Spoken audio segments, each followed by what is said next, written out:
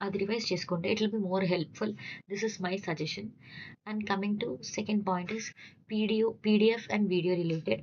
ఆహ్, ఏంటంటే నేను పీడీఎఫ్సే చదువుతాను. నాది క్లియర్ అయింది. నేను ఓన్లీ క్లాసెసే వింటాను. నాది క్లియర్ అయింది. ఎవరు వాళ్ళది మీరు కంపేర్ చేసుకోకండి.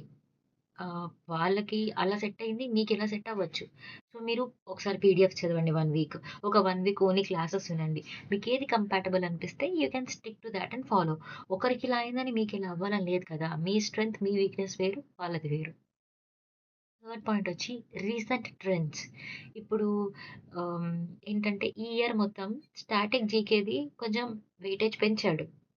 Last year it was about banking awareness. అంటే 2024లో బ్యాంకింగ్ అవేర్‌నెస్ మీద వెయిటేజ్ ఎక్కువుండింది. 2025లో అన్‌ఎక్స్‌పెక్టెడ్‌గా స్టాటిక్ కూడా ఎక్కువ అడగడం జరిగింది. It was not like before. And static కూడా కొంచెం కరెంట్ రిలేటెడ్ అడిగినా కొంచెం it was out of the box. ఏంటంటే ఫర్ ఎగ్జాంపుల్ కొంతమందికి కరెంట్ అఫైర్స్ స్కోరింగ్ సబ్జెక్ట్ ఉంటది. దే ఆర్ లైక్ థరో థరోగా వాళ్ళు న్యూస్ ఫాలో అవ్వడం ఆర్ డిఫరెంట్ మ్యాగజైన్స్ చదవడం ఆర్ న్యూస్ పేపర్ చదవడం. వాళ్ళకి కరెంట్ అఫైర్స్ ఎందుకు స్కోరింగ్ సబ్జెక్ట్ ఉంటది.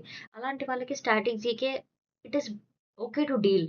బట్ అందరికీ కరెంట్ అఫైర్స్ స్కోరింగ్ సబ్జెక్ట్ కాదు కాబట్టి ఎవరైతే నార్మల్‌గా ఉన్నారో అంటే బ్యాంకింగ్ అవేర్‌నెస్సే కొంచెం ఎక్కువొస్తుంది. ఇక్కడి నుంచి స్కోర్ చేసుకుంటాం అనేలాగా ఉంటాం కదా!